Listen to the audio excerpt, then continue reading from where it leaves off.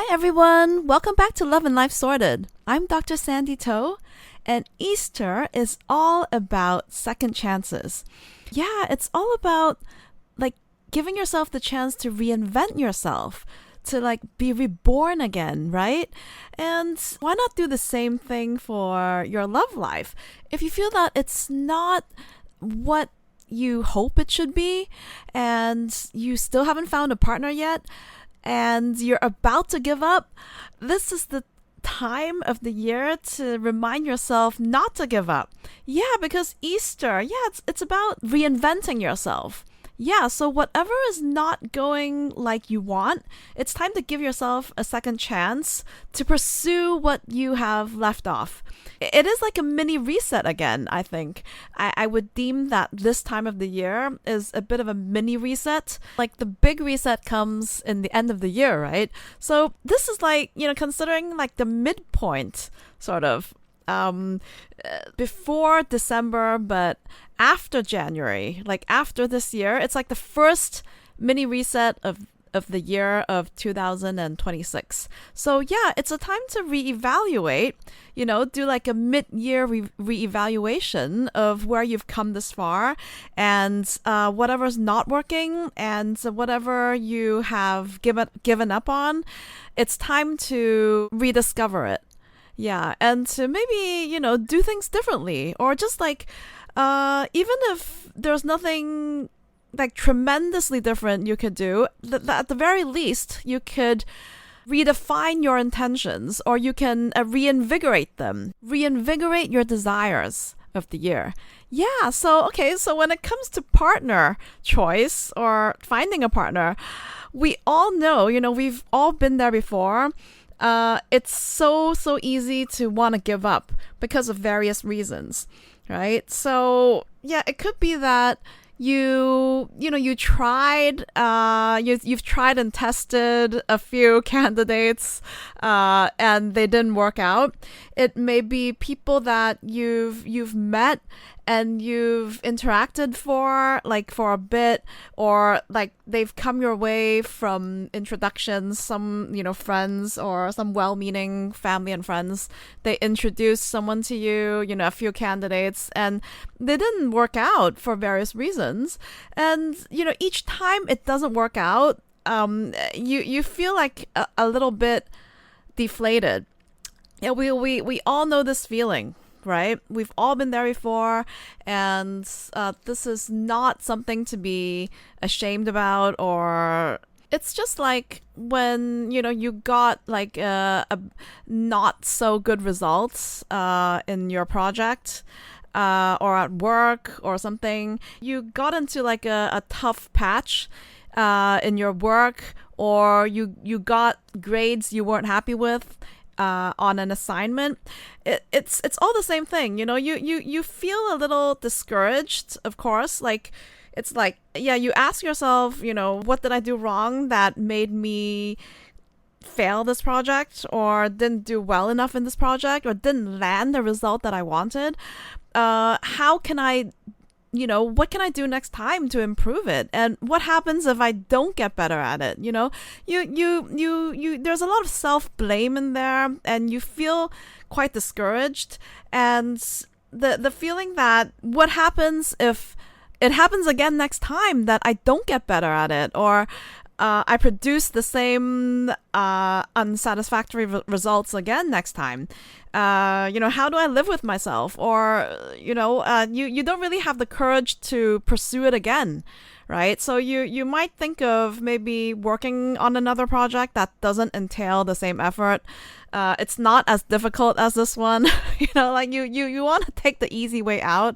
You just feel the feeling that you don't know if you're going to fail again, and there's only that much you can take, I think, especially in matters of the heart. Yeah, it is slightly different from getting bad grades. I know, getting bad grades, it's nothing compared to getting a bad results, or an undesirable results in love.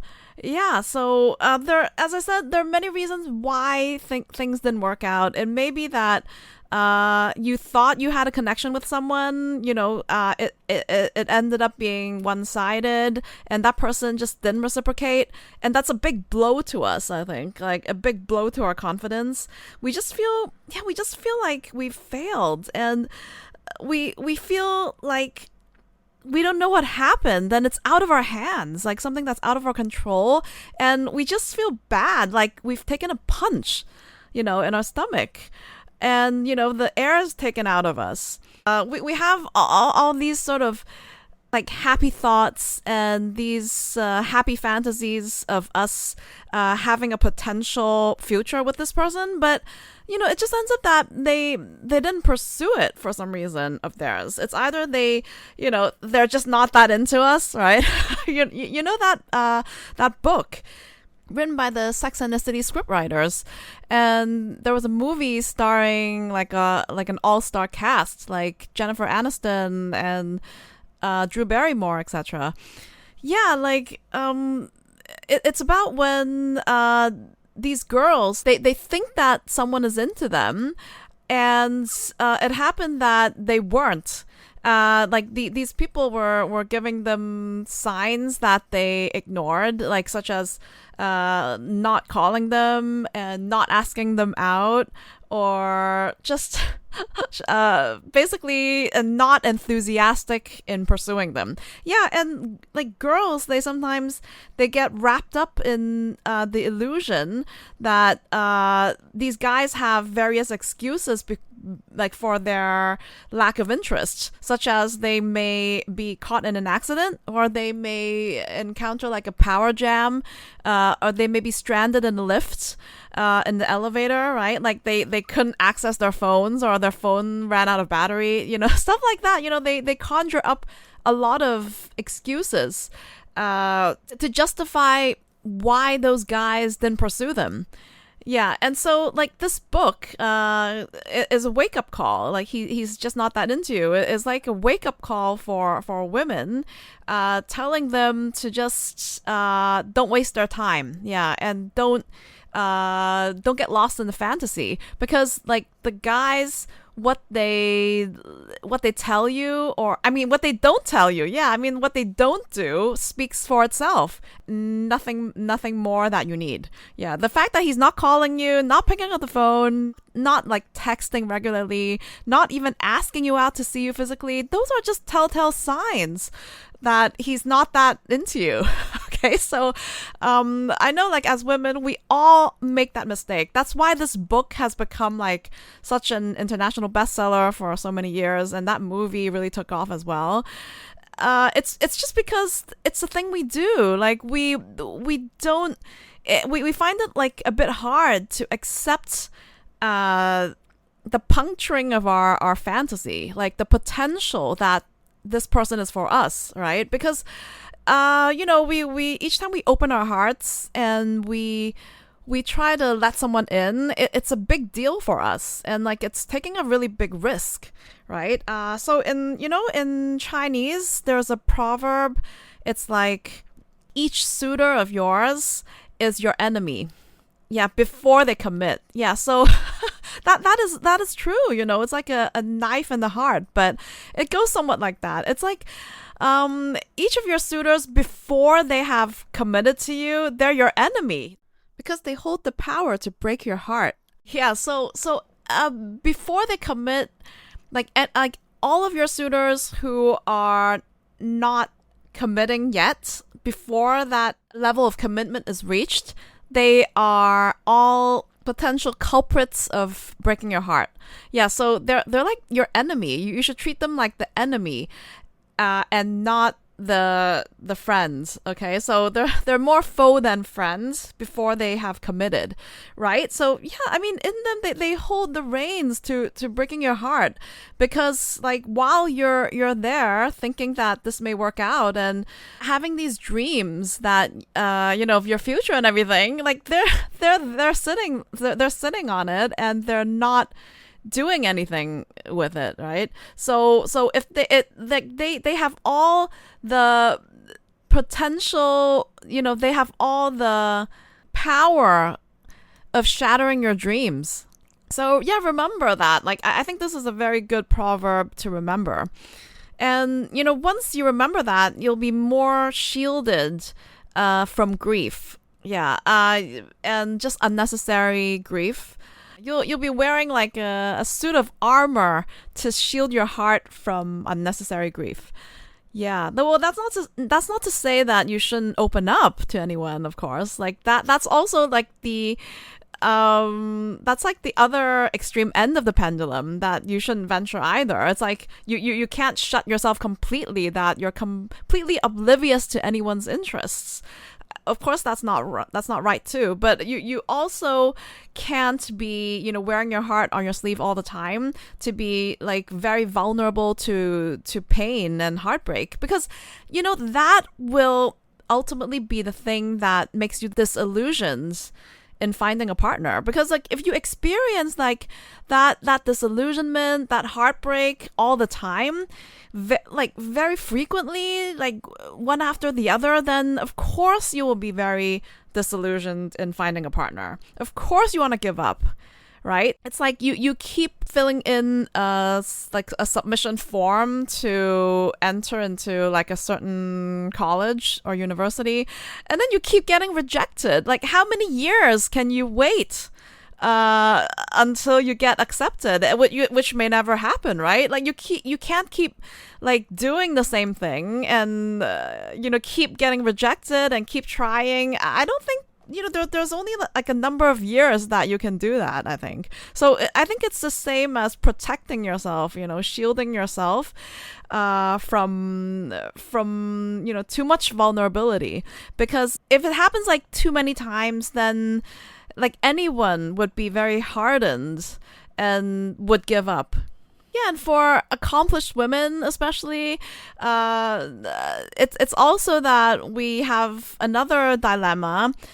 Even before you jumped into this fantasy of making it work with someone, we've already been rejected, right? Like, so if this person was introduced to us by our friends, then chances are they would be honest and tell our introducer that we were too accomplished for them, or they just felt that they wanted someone who was like less aggressive, or they want someone who's more like demure and just like more chill and doesn't want that much of a career or something. Like they just don't want to deal with women who have a lot of views they want to express, right? So of course, women who are educated and accomplished, they have their own viewpoints and they want to express it, right? They're assertive in their own right. I've never met a woman who is very accomplished, very educated, and not assertive at all.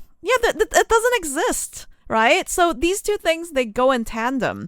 Like if you are like very wise, like you are like very accomplished, and very successful, of course you have something to show for it. Like you want to express yourself freely, and you have a lot of unique views that people don't have, and that contributes to your success. That's what makes you so successful, is because of your uniqueness, like your like the views that you have that people don't have. And like the reason you got there was because of your courage to express yourself, right? So yeah, of course, like some guys, like they may not be put off by your diploma or something on paper, which it's not like you mention all the time. You don't always like shove it in their face or something. It's more like they don't like the fact that you're always expressing yourself so assertively. So they just don't want to deal with all that, and they want to find someone who doesn't talk that much, probably. Yeah. Yeah, because first of all, like it's a renowned fact that most guys, like they themselves, they're not huge talkers. we're not talking about talk show hosts, like those renowned social media hosts or something, social media personalities. Like those are, one in a million. Of course, like the successful ones. Like how many are there, right? Uh, Right. So like guys themselves, like usually they don't want to have very long, intense conversations with women in general. And so like if you're a woman who has a lot of views, who wants to express yourself a lot, who's always asking to converse, to exchange, then like some of the guys, they just can't deal with it. Yeah, so like I have an example, okay? So I know this guy.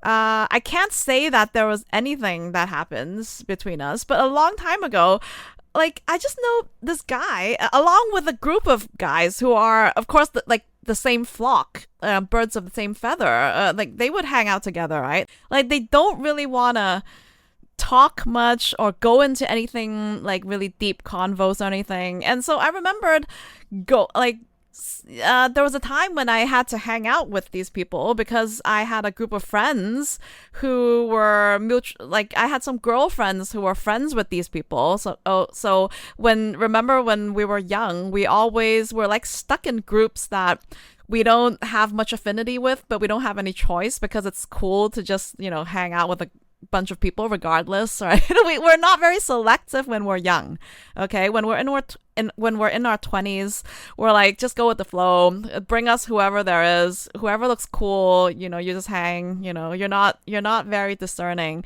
right? So like I hung out with this group of people for a few years, and I was just like bored out of my wits, I think, because I don't feel that I was encouraged to say much. Like whenever I wanted to like discuss something in depth, maybe just an issue, like not even like nothing like politics or something really serious like that, right?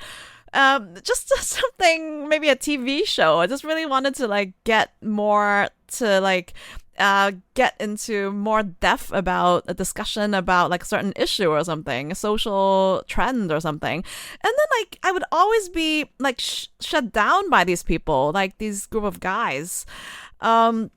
And the girls they hang with as well, right? So these group of guys, they would just be like, oh, chill, man, hey, have a drink, have another drink. Like they would like just shut you off and just completely ignore you when you're anytime you're trying to expound on something, right? And the girls they hung out with, they go along with that, like that sort of I don't know, stereotyping, or those girls, maybe they didn't want to talk that much in front of the guys too, right? So it ended up that like after I went off to like do my PhD, I just completely broke off with that group of people, like that crowd, because it was just like so not, it was just so not working, because they completely like shut you off, like shut you down. They shut you up. Yeah, they don't want to hear anything other than you, I don't know, looking pretty and just being there. Like for them,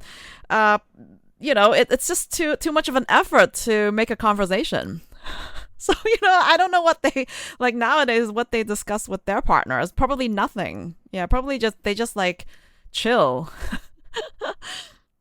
So there's nothing wrong about that. It's just not the crowd that is compatible with me.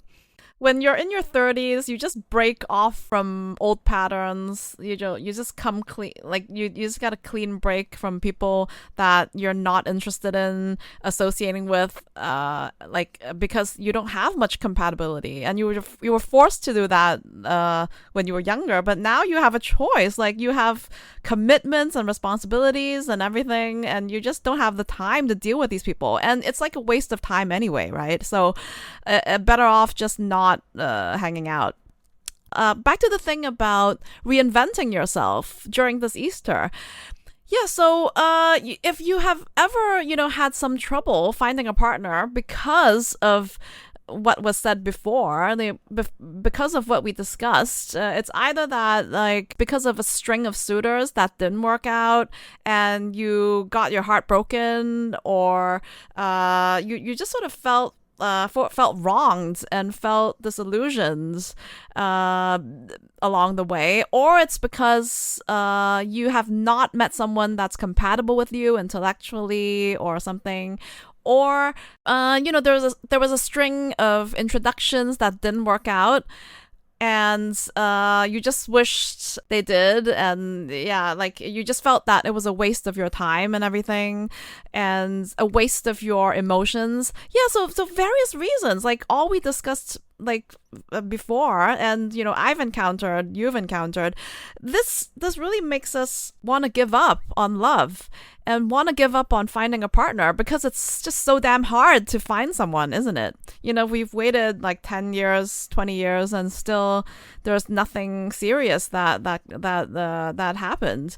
And of course, because I guess for women who are really into their careers and everything, of course, there's also a matter of time. Although I have said that you should allocate the time for finding a partner and not just focus entirely on your work. But it's easier said than done.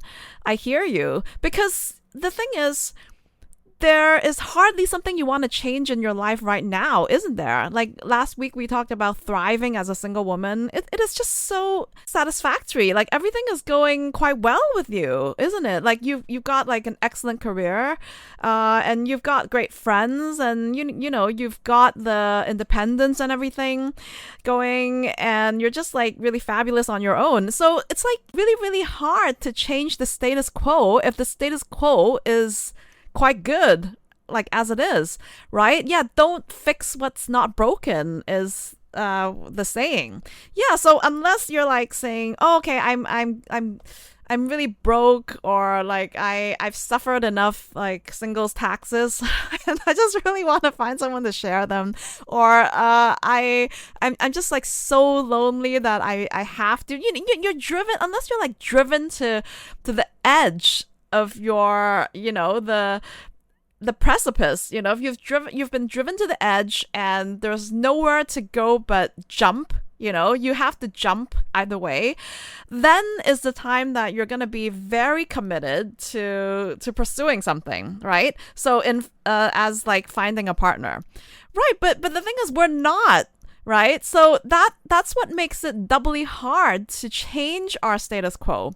Yeah, so that is why like during the Easter holiday, like our mini reset. Okay, so why is this a mini reset? Well, first of all, it's because of the like religious connotations of Easter, right? So it's like a rebirth of Jesus. Whether or not you're religious, because I'm not religious either, but I believe in this very excellent metaphor, because everyone needs a rebirth, right?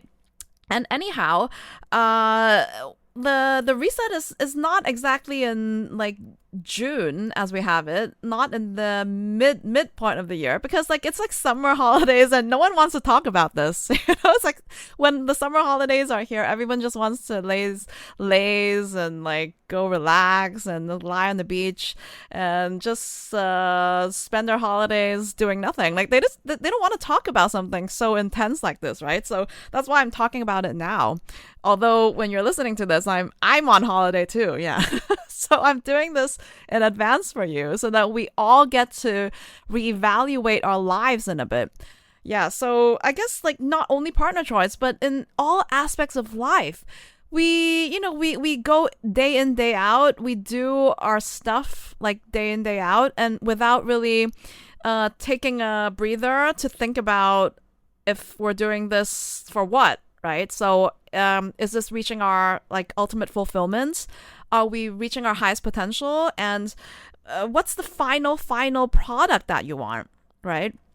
Yeah, so this is an analogy, perhaps, like of life and, of partner choice. Let's, not digress too much from our topic, which is don't give up on finding a partner just because you've encountered many hardships before and there were many unsuccessful attempts.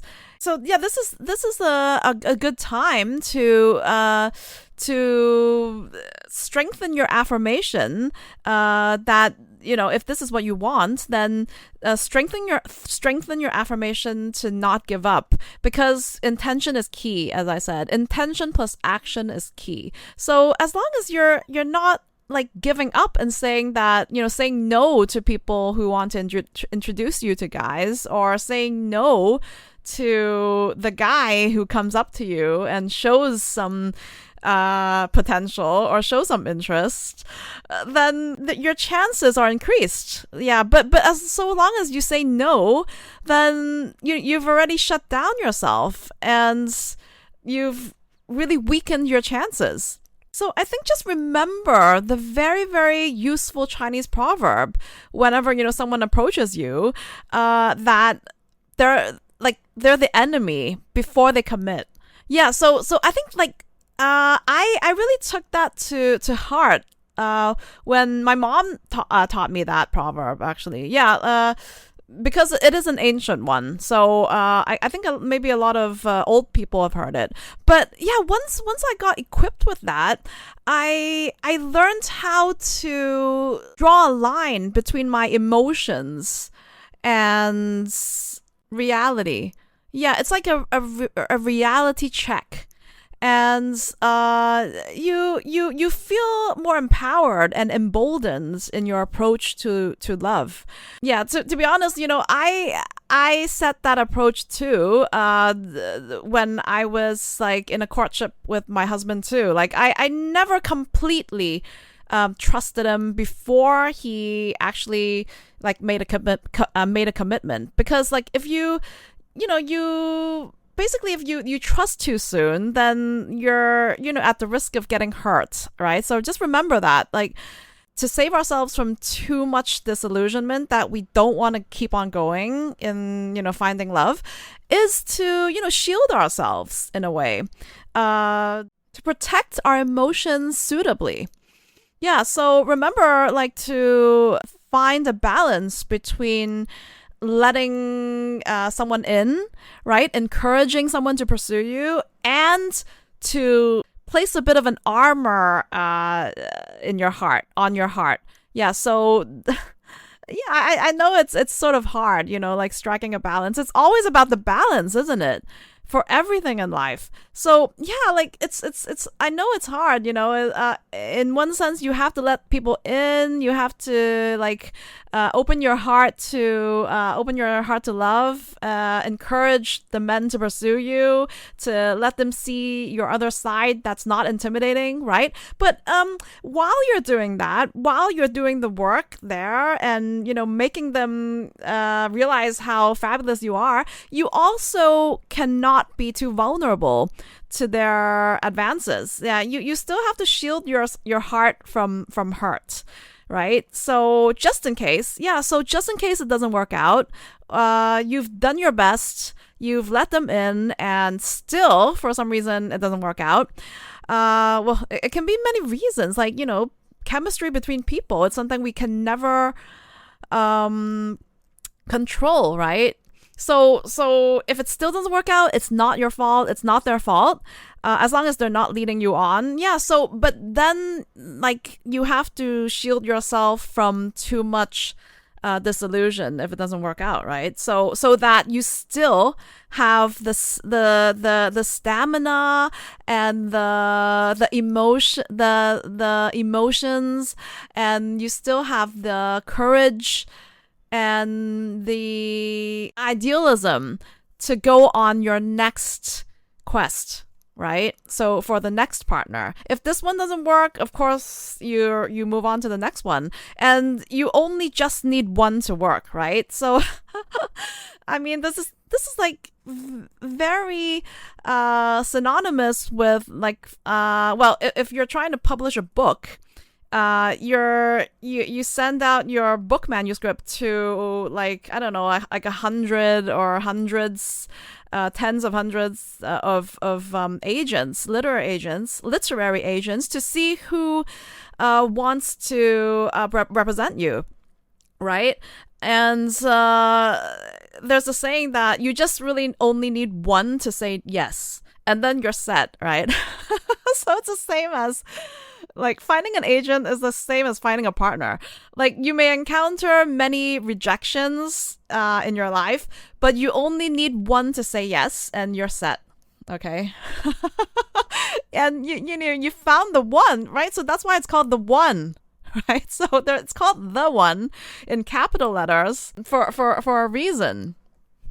So just remember, like, don't get disillusioned now, no matter how many rejections you got. So, okay, if you're an author, then that's great. Then you know the feeling of rejection. You've been rejected by, like, I don't know, tens or thousands of tens of hundreds of agents in your life, and finally you got one who said yes to your book, right? So that's exactly the feeling that you should have in finding a partner. So you're not like foreign to this rationale, right? So it's not that hard if you think of it like that, right? So yeah, you're just waiting for that one person to say yes in your life. No matter how many wrong ones there are, it doesn't matter. It'll be a thing of the past. Like, no one cares and no one will ever talk about it. You don't care. It's like behind you, like, completely, right? It's like old history. Just let it go.